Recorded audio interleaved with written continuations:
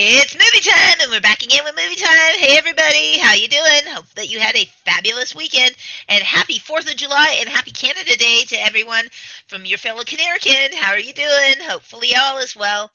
Tonight, I am joined by my amazing co-host, Olaf. Hey, Olaf, how you doing? I am doing fantastic. Had a great day yesterday and a really good time last night.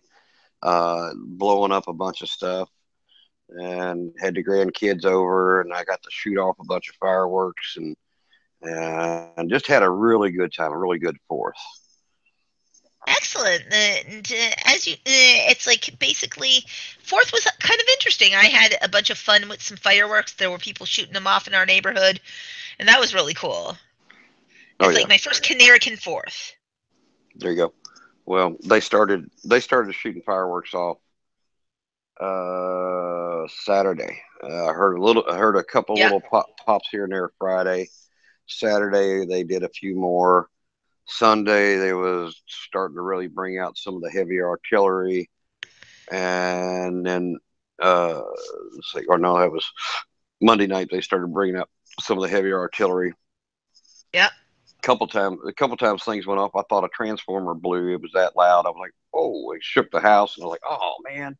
Oh wait, the fire's still on. So transformer didn't blow. Oh, somebody bought the good fireworks. Yeah. Yeah, we had some really good ones. It's like at one point in time there was like a lot of shaking and quaking, and I was like, wow. It was quite impressive, the show that we got to see. Oh yeah, it's like I put on a pretty good little show for my grandkids, and well, they got to see the show. I had fun putting it on because I like what's it. I enjoy blowing stuff up. Excellent. And also tonight, sadly, Arpo is not with us. He is unwell, but he will be hopefully joining us for our Friday show, perhaps. He is having a little Yes, bit of he technical difficulty. yeah he got into the peanut butter too much. Yep. So it's like, unfortunately, it's like we have to dig him out of the jar. hmm it's like yes, but he'll Yep. be back. Indeed, he will, and in better shape than ever. It's like, so now tonight we are talking about an incredibly fun topic, and one that a lot of people don't realize that we've just gone through contract negotiations in the industry. The actors have finally gotten their contract together, as well as the writers have gotten their contract, and the Directors Guild as well. So we've avoided now another set of strikes, which was looking really bleak now for another 3 years. Yay! It is a yay because it's like what happens is that this is now twice that it's come really super close. There's been a lot of talk of residuals. There's been a lot of talk of streaming. 3 years ago, when their contract got negotiated for that deal, streaming wasn't as popular as it was today. No, it was the next up and coming thing, but it wasn't as popular because it wasn't. I mean, the streaming was more on like your computer, not so much, on smartphones. I mean, Exactly. it was available, but in other words, you didn't. What three years ago? 3 years ago, it wasn't like but everybody's like glued to their phone instead of glued to their computer. Yes. And also in terms of streaming, it was quite towards its infancy, so to speak, prior to that. So 3 years ago, when the contract was negotiated, their last agreement, it was an extension of the previous agreement dealing with DVD residuals as well as also starting of streaming, but not quite there. Now we are in a whole new ballgame with streaming. Also, another thing that has happened, of course, for everybody who knows, healthcare has become a huge issue. In Not for ter- me. I know, I don't have any, so it's like it's not an issue for me. I don't have none. but that's because you're bulletproof with Teflon. That's right. In case all of you ladies out there wanted to know, yeah, he is bulletproof with Teflon. There you go. It's like nothing penetrates that Olaf. Mm, So that is a good thing. And it's like also, so then it's like healthcare was a major one that has been going on. Another thing that has happened is streaming residuals. One of the things that happened with the last contract, for example, it took up to a year to get streaming residuals for a lot of actors. Now, when negotiating contracts, as we all know, two sides go back and forth. Um, they settle on something, and neither side is completely happy. right. So let's start off with that. There was a lot of smack talk during these negotiations, which was really interesting.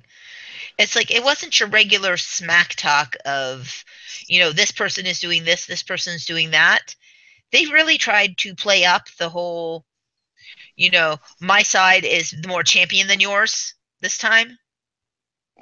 Oh, that never works well. Yeah, the here we are, poor actors who make this money, and yet the AMPTP is trying to cut back all of our stuff and trying to roll back. The AMPTP are like you overpaid people to begin with. That Right. look at our economics. It's not exactly an economics issue in this day and age. It's like we're not in an economic background to be able to go with high pay increases when right now we are facing an uncertain situation, and certainly the healthcare situation being a huge one of what goes So into no, that. so no, that for those who don't know what the AMTPT is, what does that all stand for? That's the American Producers Association. So it's the Uh, American Motion Picture and Television Production. Sorry, the Association of American Motion Pictures and Television Producers, okay, AMPTP. okay, there you go. Motion Pictures Television Producers. So that's how they started out. That is the people who is like are your producers, the AMPTP. Whether you are a member or not a member, in terms of that of their effectiveness, it also affects independent producers. These contracts, because with independent producers, they have to become SAG signatories or also guild signatories if they're doing guild's work and stuff, like the Writers Guild Uh-huh. and stuff, and also a signatory of the Directors Guild and IATSE and all of these other unions that are involved. So now, if you think about it, it's like now places an interesting situation. You're an independent producer. You become a signatory of SAG because otherwise you're not getting any of these actors. Because a lot of them are discouraged to work non-union. I'm not saying that they don't. I don't know who, and I'm not naming names or anything like that. Right. But they may. But 99.999% will say are SAG people who work a SAG show. Right. At that point in time, as an independent producer, you must sign as a signatory, which means that there are certain residuals that there are certain payments that you must make also to SAG for being a signatory with them and using their players. You have to contribute into their health plans, into the fringes. Also, there's producer fees that are in there with the salaries, so it's not just straightforward with that. As the actors have also their own contributions that they have to make to their own pensions plans, et cetera, et cetera, et cetera. It's basically chipped in on both ends, so to So speak. everybody puts in a little bit into the SAG-AFTRA and all that, so that everybody is kind of on the same Side. same side and same page. Yep. Much like also ACTRA does that with the producers in Canada as well. So no matter where you are, and I'm sure with equity they do the same thing in Great Britain. It's like if I'm wrong, please viewers let me know. But it's like yes, producers contribute into the pension funds and all of that for of their guild members, as well as also their own producers association. Because in that way, when actors retire, And again, when you're looking at this, you can look at this from two ways. We're not talking about the actors like that make $1 million that are, yes, they do benefit from that. Like the $10 million, $25 million actors, sure, they benefit from this too. Right. But we're also talking about the actor who is the background performer who makes basic SAG rates. We're also talking about, from that point of view, the SAG apprentices who are just starting out in the industry, who again are making very basic rates. We're not talking about your $1 million players. We're talking about the people who maybe in a year, sometimes a few $1,000s. Right. That's the difference between the what you would say would be your basic minimum wage people versus the at any job. In other words, these are the minimum wage people, or the average wage people versus the upper echelon of the executives and stuff. So Yes. So it's not that they don't all benefit. right, And please don't get me wrong, they all do from this deal, an agreement. It's like whether you make $1 million or you made the minimum few $1,000s, you still benefit from this. right, because with their negotiating, your lower the your basic pay just went up a little bit. You get a little bit of a raise Exactly.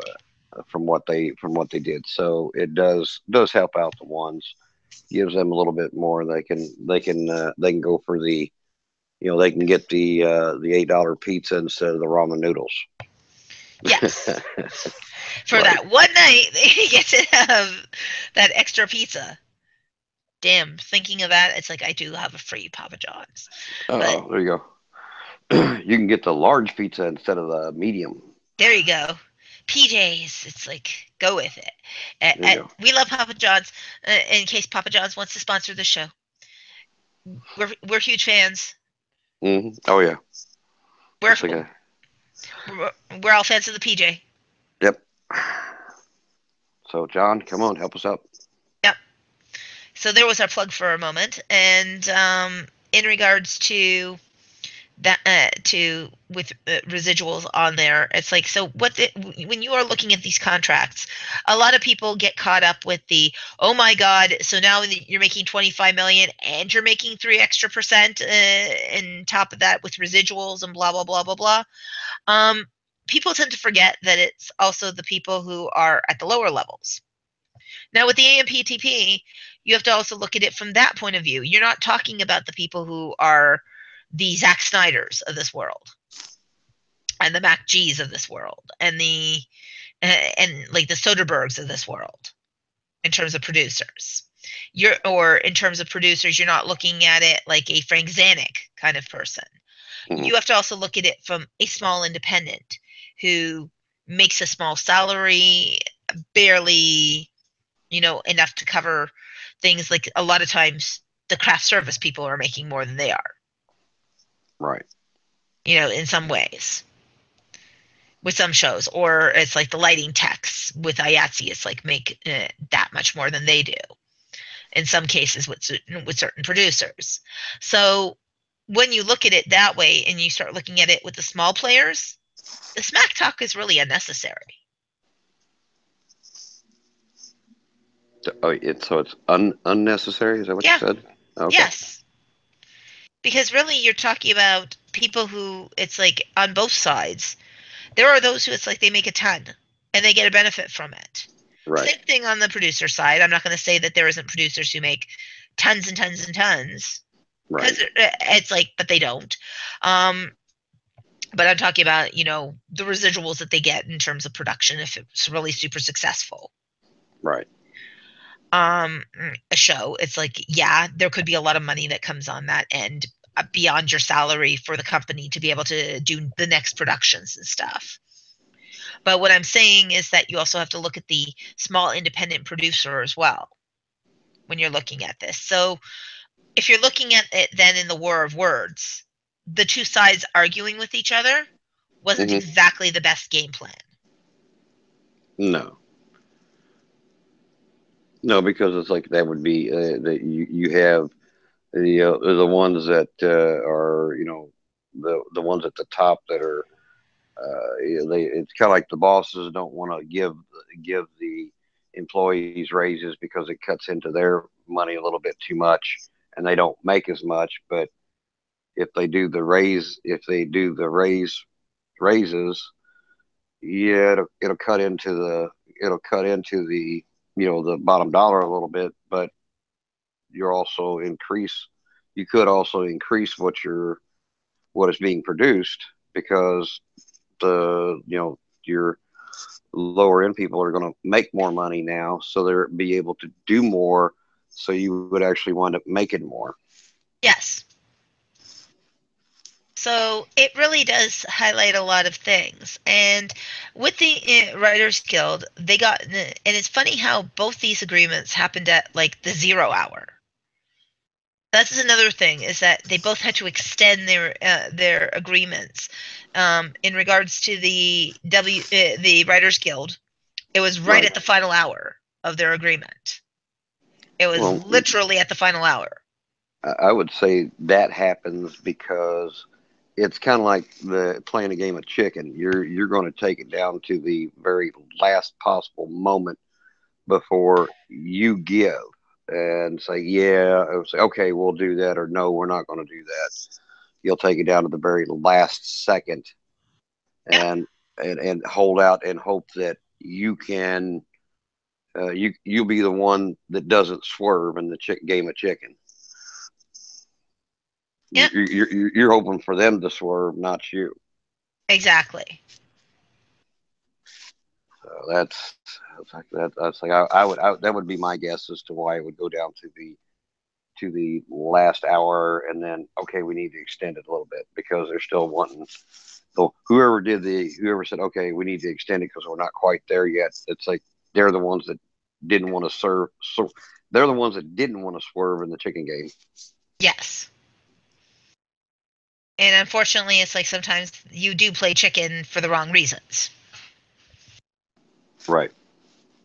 And so with the AMPTP, it's been a lot of times that this has been the case.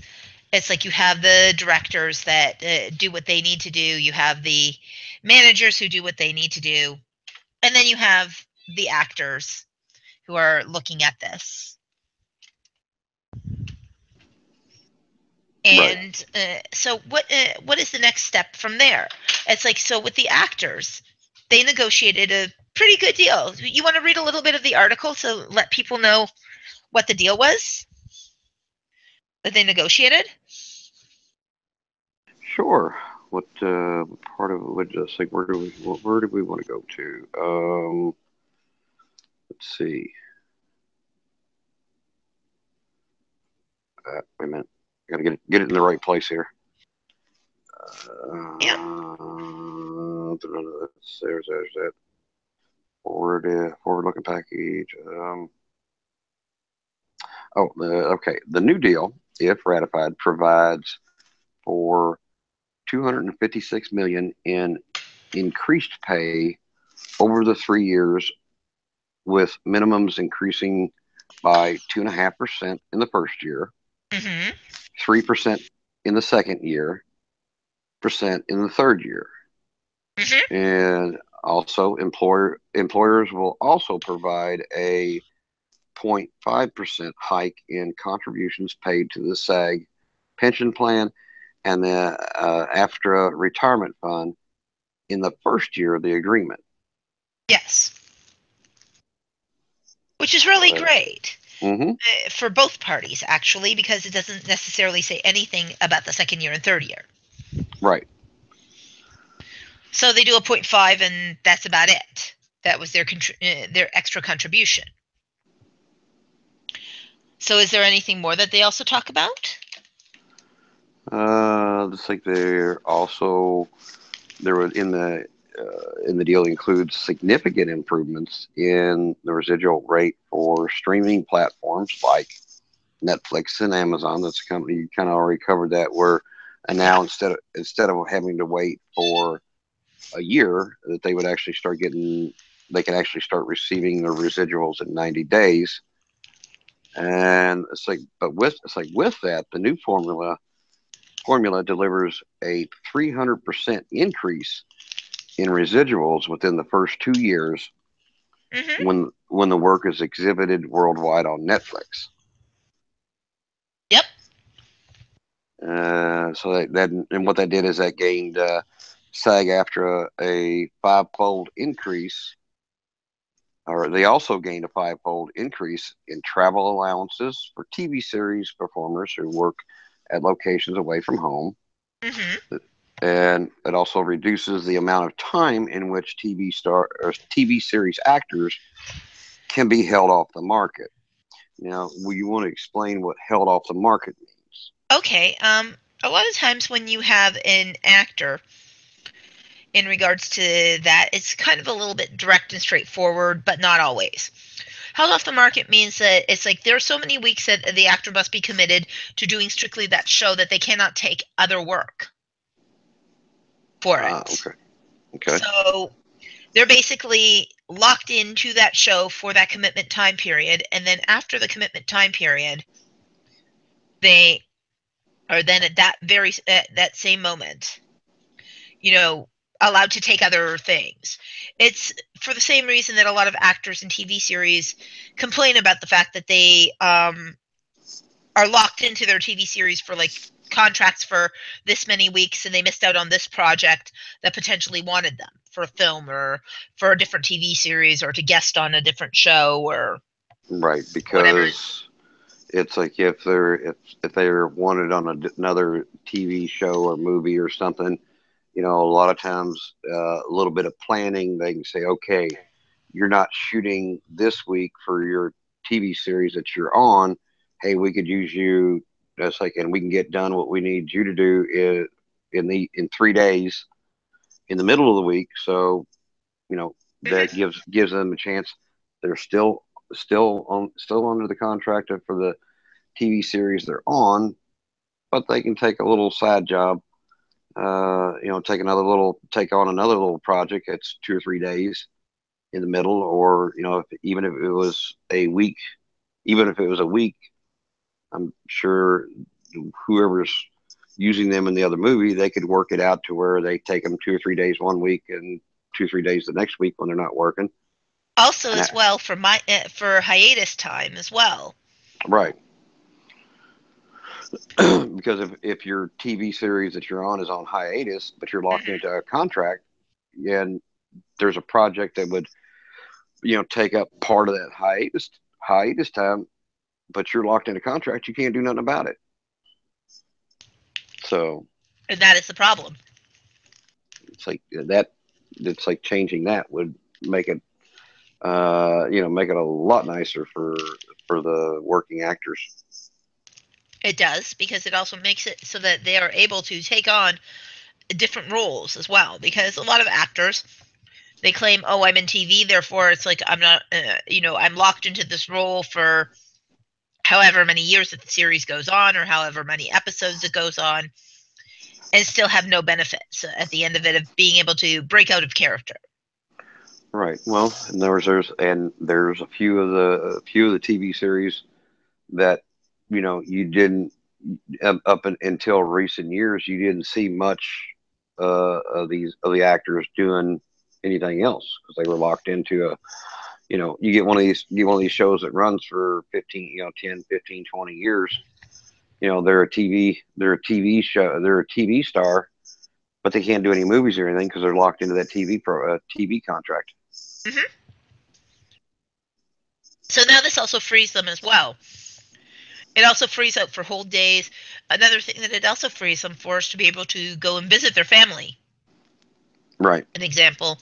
So somebody like Lincoln, and I cannot remember always his last name, the gentleman from The Walking Dead who plays Rick. Oh, Andrew Lincoln. Thank you, Andrew Lincoln. Yeah. Um, he would be able to go and visit his family during that time or have his family come visit him. So it allows for a little bit more freedom too, Hmm. without being locked in, so to speak. So that is actually a bonus for them, but it's also a bonus for other producers because then producers might be able to get an actor that normally was like, oh shoot, they have a 20, they have a 12-week commitment to this series, Right. but we only need them for like 3-4 days for a day part, Right. or we need them for like 7 days, and certainly we can work it out around the series. They're like, no, no, no, they're locked in. Well, now they're not locked in. It actually works in our favor. Yeah, which I think is a much better deal than like I said, yeah, it's nice that you you're locked in for 12 weeks, and that it's like 12 weeks you get paid for that 12 weeks, but you can't do anything else. And maybe it's like maybe there's three or four things that popped up in that 12 weeks that you could have done and just helped you out a little bit and got you into a little bit. It's like a few more, another movie or another TV show or something. But Yep. I think that's a great thing, is to not lock them down so hard and so tight that they can't do anything for anybody else. Yes. Now, if it starts to become a conflict between the two different shows that you're doing, yeah, that's a problem. But as long as, like you say, there's a lot of things, somebody's got to, they're locked into a movie, like it may be, if they're locked into a movie contract, they're okay, it's going to take a year to shoot this movie. That Hmm. whole year, they can't do anything. And let's say, from January to the following January, they can't do anything else because they're locked into that movie. And the part that you're doing is Hmm. shot in February, Yeah, and there's nothing else that you're going to do for the movie the rest of that year. that's right. So you just sit back and can't do anything. Yeah, so you basically, and what it did is it opened up also as well for them to, even some of the actors who are also into directing, Hmm. leaves them a chance to be able to direct an episode when you're not Right, locked in as being the actor. right. I just see that as being such a even if they, yeah, it's great that it's awesome and great and fantastic that they were able to get a little bit of some increases in the pay. But you know just getting it's like getting that little bit of, okay, we're gonna, if you're not being used for part of the time that you're on this series and you can do something else, you have the opportunity to now go do it. I think that's just fantastic. Yes, because even if you are the star of the show, Right, not every single episode of the show has to do exactly with you. right. So it would leave them the freedom of that particular week that they're not being used and shot to go do something that, guest star on a different series, or do a movie part, or Maybe even go back to, it's like, go to some acting classes, or maybe hmm, teach some acting classes or that's something, right. or go volunteer for your favorite charity or something. It just leaves it all open for you to do something more than just have to sit around for a year and go, well, I can't do anything because I'm on this movie, or Yeah, I'm on this TV series. I can't do anything for the next 8 months. and this way it also helps a little bit more a breadth of freedom, for trying out different parts. Another thing, Right, what if they want to do live theater? Do a guest appearance on that. right. So yeah, that was a really good thing that has now been negotiated into the contract. I consider that one a win-win-win on all three parts. Yeah, that's what I say. I mean, that alone, if they didn't get any kind of an increase in pay, that would be a shame. But the being given the flexibility to be able to do something else while you're working on something, I like I said, like you say, that's a win-win-win as far as I can Yes. see. And it's priceless. It's something that it's like, exactly, even if they never made one salary increase, which they did, but if they didn't, then that also is a bonus prize. Right. Well, because you know Yeah, you kind of technically, if you look at it, in other words, if you were able to work on something else other than the series that you were in, it is kind of a pay increase because you're going to get paid for the other project that you're going to work on. So that would have been money that you missed out on because you were locked into this movie or the TV series. And Hmm. then if you get to go do something else, it is kind of like a increase in pay. Very much so, without having an actual, and the same sort of residuals also happen. Right. So it's like It's like doubling down on your producer, right. so to So yeah, speak. like I said, you get the residuals from whatever the TV series or the movie is that you're in, and if you get to participate in another one, Hmm. maybe you have enough time you can participate in two other ones that same year. Yes. You know, that's a pay increase because now you're making money from three different shows or movies versus the one movie. Yep. Is there anything else that they also highlighted in there? Uh, yes, they said that I was underpaid, and they were glad they were able to work out me getting a better paycheck. Excellent.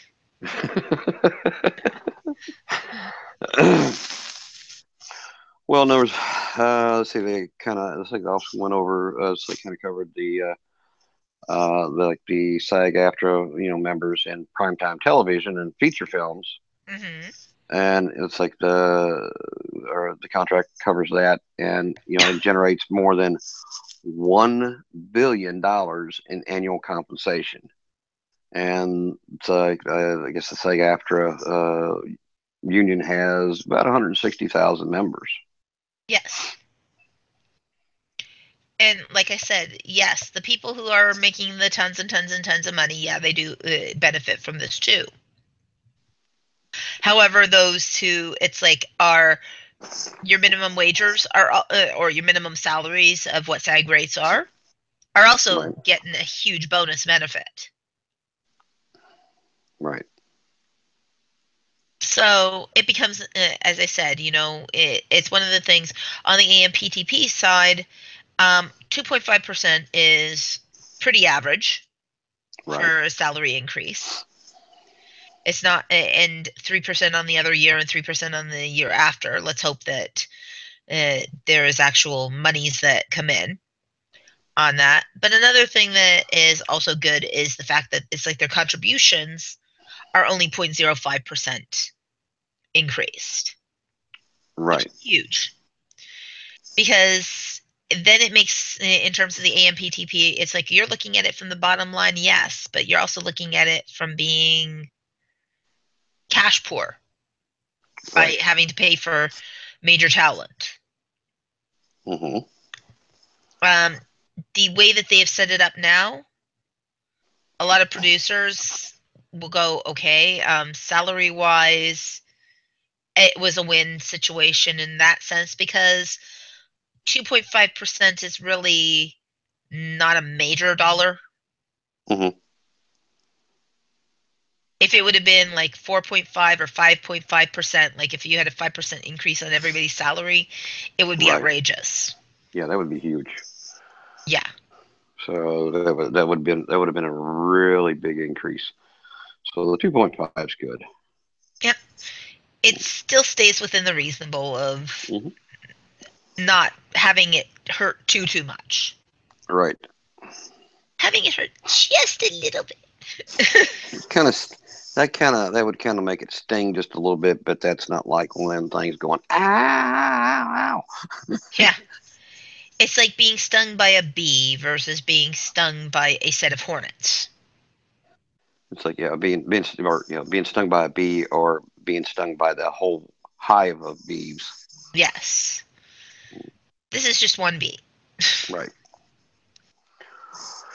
Uh, Yeah, it's like what it does is also, again, it brings out that whole entire thing with this of the negotiation. The fact that it's like there was a strike one time that I don't think that people actually recall. when there was the whole SAG and AFTRA meeting, and yes, the actors went on strike. They actually did. Hmm. What it does for production is there's two things. And a lot of people, I'm going to refresh this for all of those who did not have the memories of this. One of the things that happen is, first of all, there's a back lot of films that have been stockpiled. They did a lot of stockpiling when they knew that that last strike was going to happen. What that means is that there are movies that it's like they got filmed and shelved to be set out whenever. Meaning, as in, these were troubled productions, or productions that it's like it just didn't work out the way that it was supposed to, or you know what, the person wasn't famous at the time, Right. but later on, they become super super famous, and oh my God, we have the first movie out that they Yeah, ever we got did. we got the first movie, and it's like, and now they're real famous. Yes, so now we can release this movie along with their other movies, whether it was an actual wonderful performance or not wonderful performance. So they had a Right. lot. So they had a lot of things stockpiled. They also were looking at the time for new writers, new people at the time as well. Now, here's what the other part of that happened. We got a lot of crappy movies. Let's face it, that came out during that time period. They were like, we had a bunch of really great ones too, Hmm. really fantastic ones, absolutely.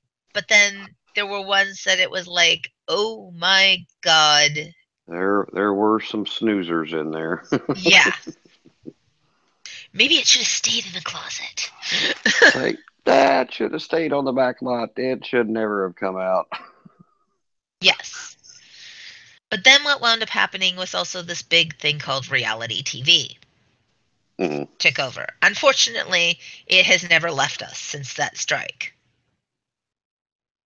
Because when they cannot put on anything that is actual quality TV, reality TV comes into play. The Desperate Housewives of 50,000 different nations. Yep. The Dancing Honey Boo Boos. Yep. Um, whatever thing of whatever real world thing. Or Big Brother, the incest edition. I don't know. It's like whatever they come up with that week. You're like, really? Wow. You could have just left that out. Yes, it's like some really interesting shows, including that celebrity one that they had where all of those celebrities, it came from those things, people. Um, the Whatever Happened To, Right. which was like in a lot of cases, I didn't really want to know. It's like, yeah, that's nice, but I was really not that curious. Yeah. And it wasn't like as though that it was the reality TV of variety specials. It was sadly the reality TV of pure garbage. Every Big Brother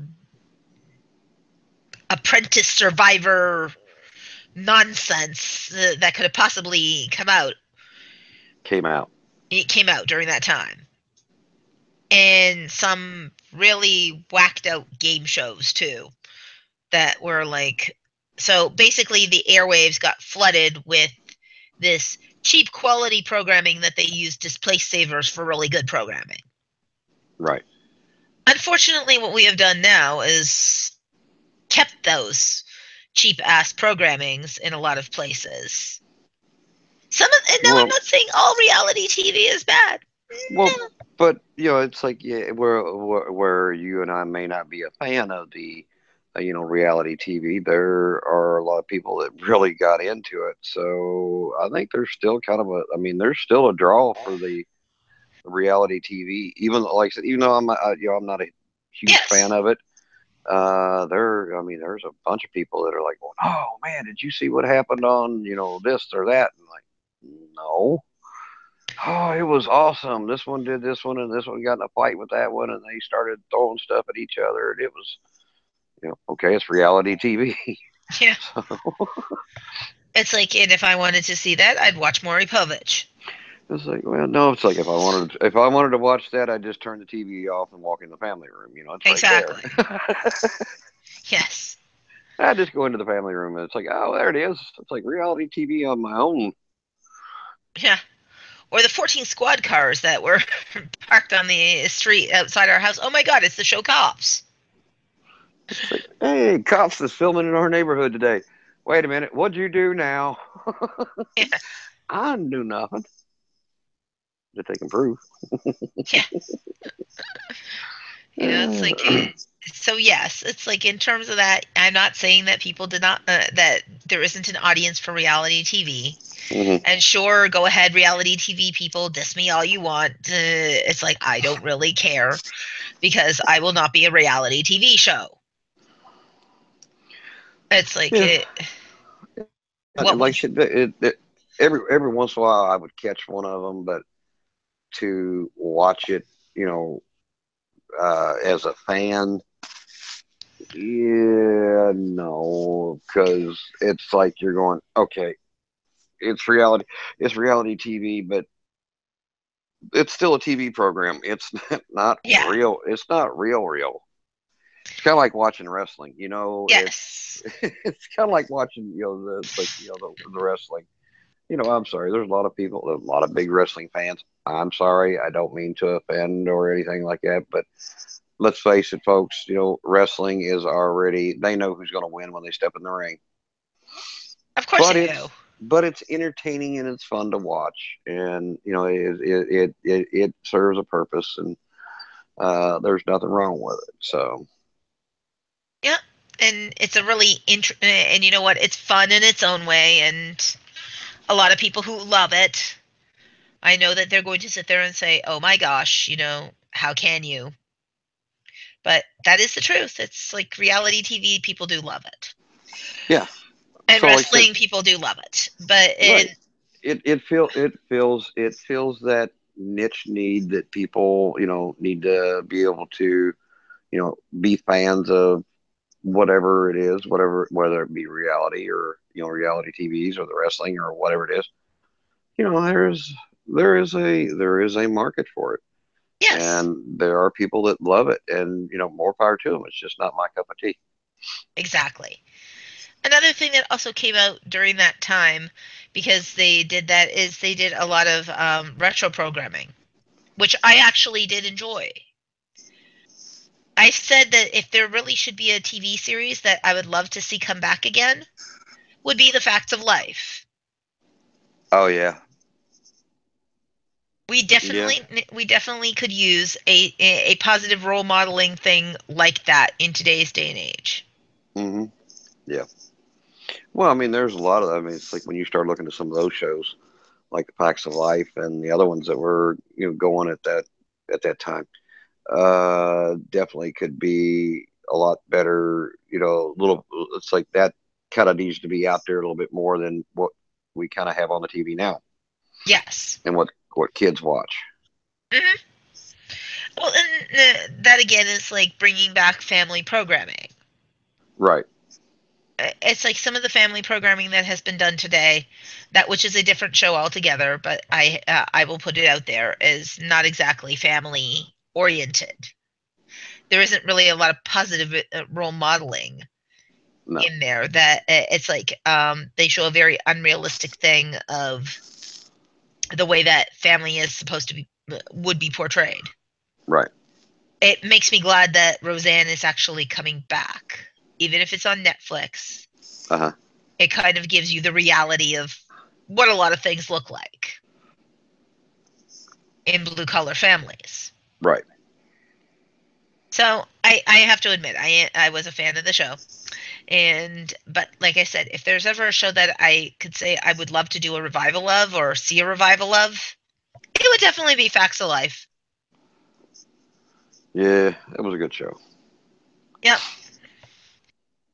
Yet at the same time, you think 14 people living in one dormitory of a house, Hmm. and not one of them did you really see a lot of their parents. No. You saw an episode or two of their parents, Right. But it's kind of like, okay, so Eastland School was a boarding school for girls, Yes. meaning as in parents wanted to send their children off to boarding school. I keep thinking of Correct. that all the time with my own children. Only substitute, Trust yeah, only trust me, it's like, substituted for, yeah, it's like yeah, when my daughters were growing up, there were times I'm like going, is there a boarding school somewhere we can send them? yes, or a military academy. Yeah, well, that was like for me. It's like going, it's like, you like watching the army, fella. You like watching army and playing army every once in a while, don't you? Here, it's like, why don't we put you into West Point or something, you know? Yeah, that's like, it's like, guess what? Mom and Dad are sending you to military school.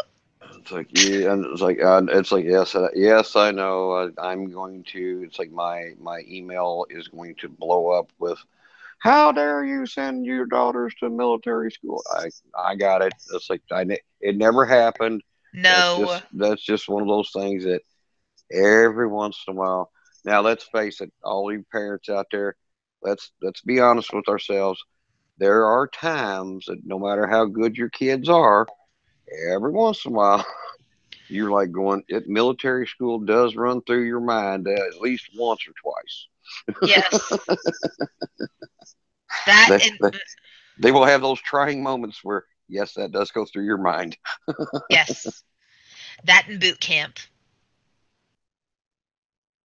And then also boarding school Right. in some faraway country where they cane their children. Yep. But yes, it's like, well, me, it's like I'm from a generation that was like, yeah, we're none of this like going, oh no, you go stand in that corner. It's like, and think about what you did. No, it was like, yeah, it's like your dad was like going, you see the weeping willow tree out there? Go cut a branch. Yep. Oh, yeah. Anyway, all right, Yes. back But back to to where our, was yes, after our now short commercial message. That was our longer commercial message. that was Anyway, our public service announcement for the yes. day. Yeah. Yes. It's okay to beat your kids. Yes. No, no, no, it's not. It's not. No, it's not. Anyway. Yeah. It's like so the whole point is of our show that yes, a lot of the contracts did get negotiated for using that, and during that time of when the actors were on strike, there was questionable programming that was done. So yes, it's really nice that we did actually avert a strike. Yes. Where a strike benefits, though, is that it would have opened up the ways for new directors to come through, new actors to come through. Right. Because if they would have used that reality TV in a smart way, there would have been some great actors that may have come through when they were doing this non-union stuff. Hmm. Um, Also, another thing that benefits is having to have product out there that didn't necessarily have to go through all of these residuals. Right. Because as much as it is only a 2.5% increase, Hmm. where the lose part comes in, that may be the difference of if it makes budget or you have to increase budget Right. for some performances. No, well, now that's something. Now it's like since they settled or got the contract, they've got these increases.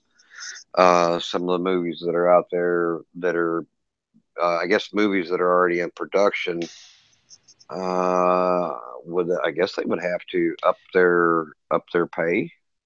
They're actually grandfathered back. It's like if you're already in production, you still fall Right. under the old agreement. Okay.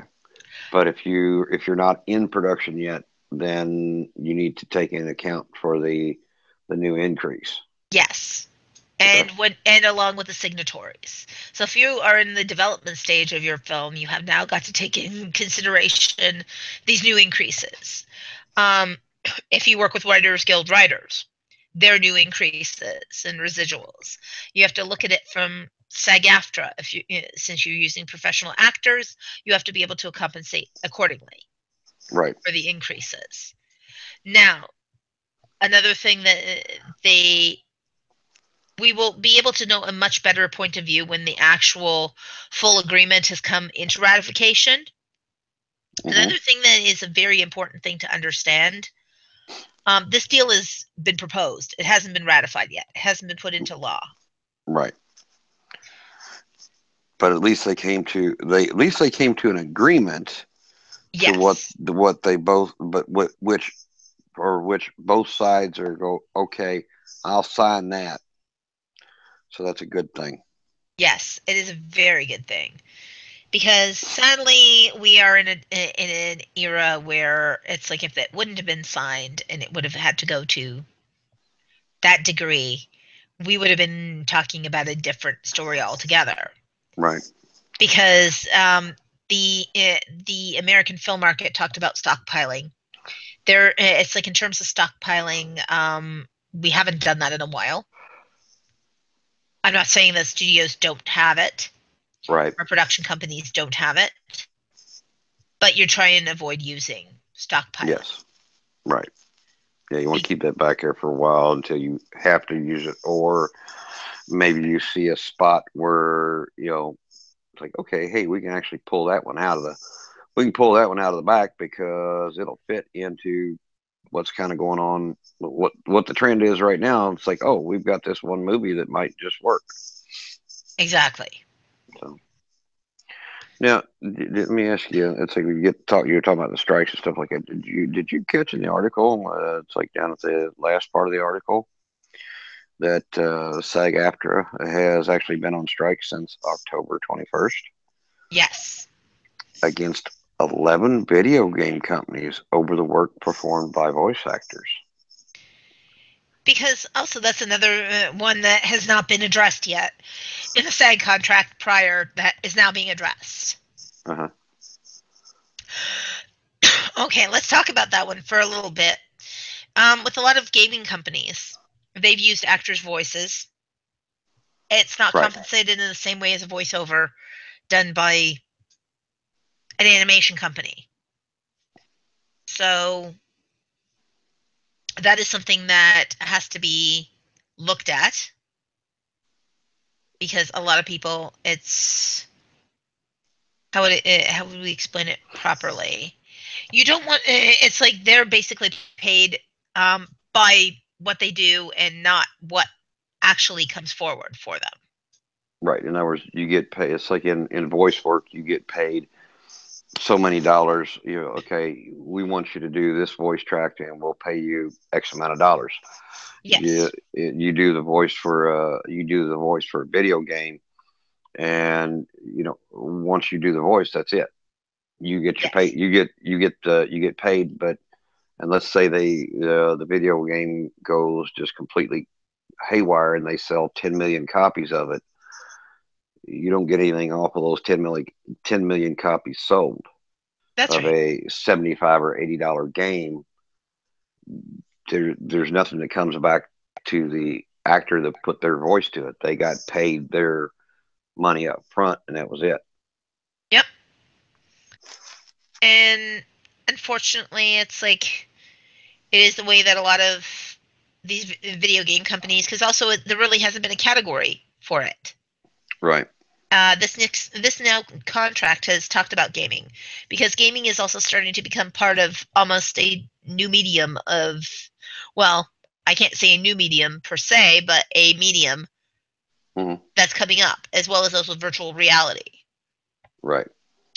Because VR and gaming is becoming quite popular, a lot of people are doing a lot of work within there. The voice actors are now being paid exactly the same way that it's like that they should have been being paid as voice actors in an animation series or in any short film. Right.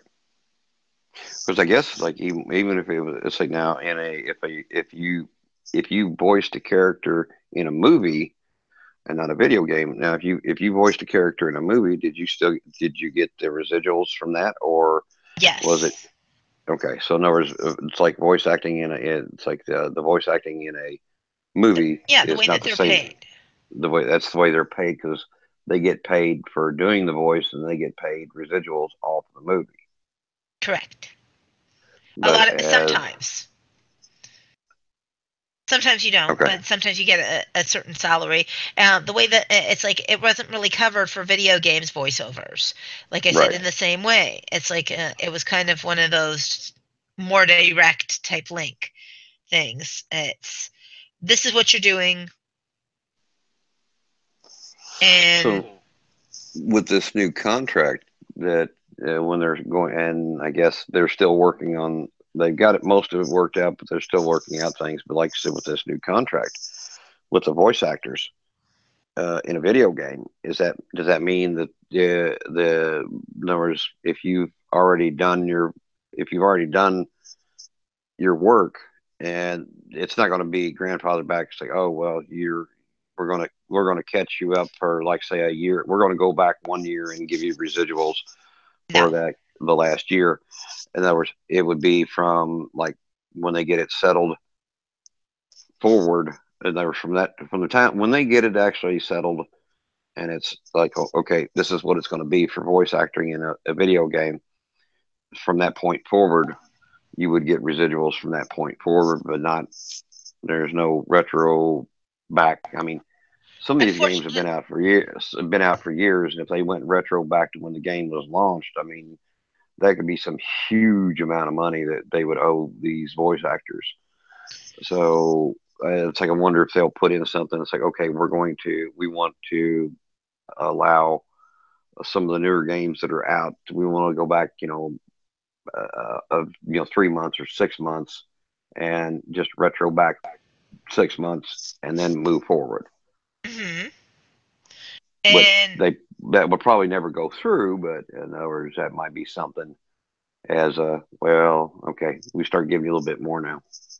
yeah, it's like, and as I said, the way it's just a matter of that video games have not been addressed until now in a lot of Hmm. agreements. They have in smaller ways, but now this is also becoming significant because it's like, well, fortunately, it's like video games are starting to become a new medium that people are acting in. Right.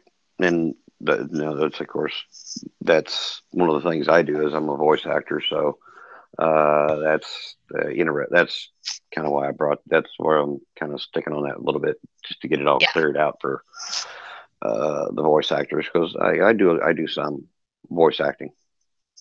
Yes. And those are the kinds of things that you really, really want to talk about and get to understand. It's like with voice acting, it's like this is also going to affect the machinima world as well Hmm. because slowly as people are starting to understand video games, it's like you're talking about things like machinima, you're talking about different platforms. Right. So yeah, there really is a major push of something different with the contracts. Yeah. So in terms of that, like I said, that as technology is increasing, obviously the contracts are evolving. Right. This is not something that is new to anybody. Contracts evolve from year to year to year to year. Hmm. But we are starting to see new players in town. We're starting to see new mediums in town. Therefore, we have to evolve as producers and evolve as directors, evolve as actors to adjust to the new mediums. But we can't say that these mediums are free any longer. As soon as virtual reality starts becoming a more larger scale, there's Hmm. going to be compensation for VR performances too, including, I have a feeling someday we are going to have residuals for actors who are passed away, and their estates will get it if you've used them as a voice or a character in a current movie. Right. So get ready, Cary Grant's estate. Yeah. You were a talented, talented man. So it would be interesting to see you in a movie again today. Yes, it would. So and like I said, technology's getting there. It's already there that they can actually do that. yes, I wouldn't say that it's like I'd say probably a good 5 characters in the last Star Wars movie were CGI'd, Right. virtual reality Huh. into there. Okay. That are actors who are late actors or much older Uh-huh. than what they are now, and they kind Right. of redid the face, Yeah. Yeah. so to speak.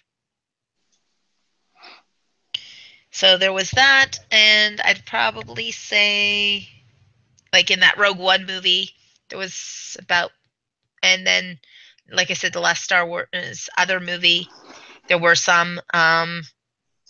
But another thing that is actors, like for example, on Hawaii Five O, when Alex O'Loughlin, who plays Steve McGarrett, got to speak to the original Steve McGarrett in the church room, Hmm.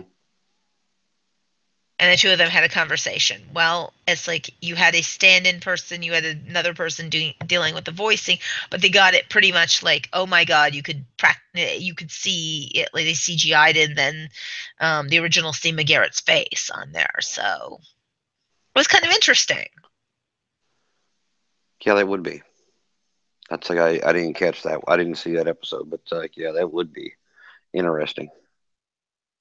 Yeah, it's new things that are coming up in technology, and again, the industry is just catching up to this. Right now, it's so expensive that it really does hurt if we would have to do residuals on every single thing. Hmm. One of the things, though, that, like I said, that Netflix deal, I think that one, though, is. I'm still debating on the fairness of it. I'm moving from a year to 90 days. Because as we had Well, mentioned,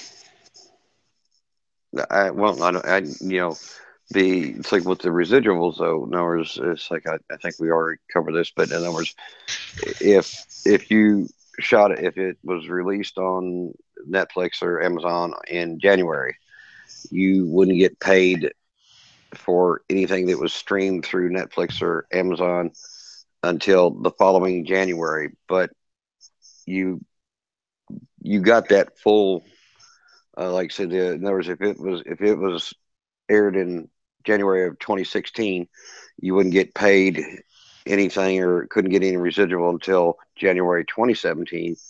But when you do get your residual, you would get the residual for the whole year of 2016. Is that yes, correct? So in other words, you just had you just got one really big paycheck in January of 2017. So now you don't get as much, but you still get the. I don't know if that's really that huge of a difference because it is it when you're looking at it for how much you're actually pay. It's like, yes, you're doing a larger payout all at once, but yet at the same time, there is a lot of things. And again, if any of this is also an error of these informations that we are giving you, feel free to correct us, people of the industry. yes, because we're learning. It's like so. I mean, yeah, it's like to me, it's like okay, you wait a year, but you get a really big paycheck. If you're going to pay them anyway, Yes, yeah, if you're going to pay them anyway, yeah, I understand that it builds up and you can put the money somewhere and grow the money or whatever, so that when it comes out, when you have to pay it, it's not as much of a hit to you. But I don't know. I guess it's more my thought. I would rather if I'm going to wind up paying you in a year anyway for that whole year, why don't you just cut the time? If you don't cut it, cut it in half, cut it, in a fourth, and do it in 90 days, and you start paying them. hmm Okay, they don't have to wait a year, and I don't have to put out a huge check at the end of a year. exactly. Well, it's like I can't wait to see what it happens when it's voted and when it's ratified on. Uh-huh. Yeah, I'm that'd be like definitely really. interesting. Yes, and if this winds up being the actual version that gets ratified into there, and I really do hope that they do agree to this agreement Hmm. this time, and that it does get ratified, all of the agreements, and that it gets all settled in for another 3 years. Well, in other words, from what I saw in the article, to me it sounds like it it seems to appear to be a pretty fair deal for everyone, Hmm. not just not one side or the other. It seems to be a pretty fair deal across the board. Yes. Like I said, in every negotiation, two sides are going to come to an agreement. Neither one of them are going to be really happy, but at least it's something cut in the middle. Right. It's not exactly what either side. One side didn't exactly want one thing, and the other side didn't want exactly what they got on there. But in other words, it's enough that they compromised enough that they were able to agree to say, okay, I don't like this, but I do like this part of it. But and the other person is like, well, I don't like that, but I like this part of it. So we'll just trade off what we don't like for what we do like in the new contract, and we'll let it run. Exactly. And with that, we also ask you then, Olaf, how do they get you in social media? Well, you can stalk me on both Facebook and Twitter at Olaf Barbosa, but just don't stalk too close because I do get nervous and I do have an itchy trigger finger. And with me, you can get me in on LinkedIn, Visipedia, Facebook, Twitter at Sonata Grayson at Movietime Indie, as well as we will also have a wonderful show on Friday as well for Movie Time. Feel better, Arpo, and come and join us soon. Stop sticking your head in the peanut butter. Just get your head out of the peanut butter jar and stop it. Yeah, it's like, I'm sorry, we can't pull your head out of the peanut butter jar quite yet, but we will. And we'll have you back again with us really, really super soon. And also, it's like, as I said, you can also look up for me on www.pastlifesproductionsinc.net. And please look up our two movies, Passing Reunion and What Did She Say? And with that, we will be seeing you on Friday. So, Thanks for. hopefully, Oh, go ahead.